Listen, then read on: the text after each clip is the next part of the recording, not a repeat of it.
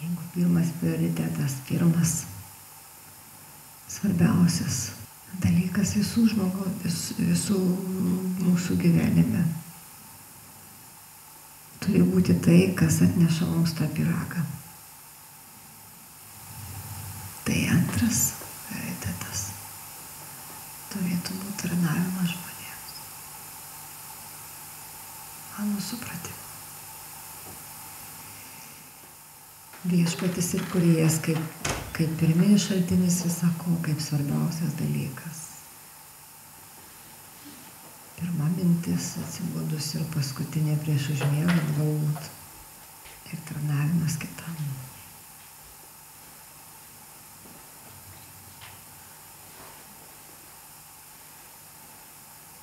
Ir tie du dalykai tikriausiai atneša daugiausia džiaugsmo mūsų gyvenimą, to tikro džiaugsmo.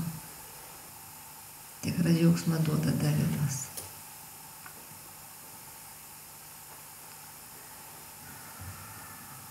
Aš neseniai tą pergyvenau labai stipriai, kai man atėjo idėja, tokia mintis.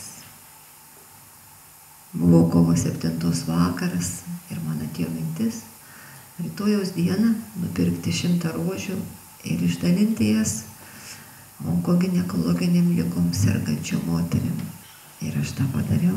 Aišku, pirmiausia, suradau, man padėjo surasti, sukontaktuoti su ligoninėm, kad vis tiek ten augtų, įsileistų, kad yra Facebook'e albumas mano profilėje, jūs galite pamatyti 100 rožių kelias. Tiesa, reikėjo po to daprikau dar 30, nes buvo išdalinta Kaune ir taip pat Santariškėse onkologijos institute Vilniuje.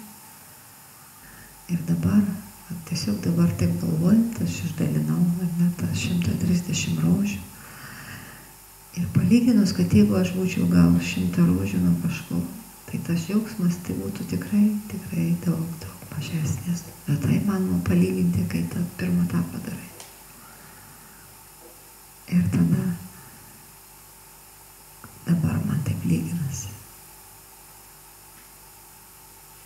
Ir tą didelį džiaugsmą gali duoti tik davimas kitam. Ir pats įdomiausias dalykas gyvenime tikriausiai yra sugalvoti, ką padaryti dar. Tie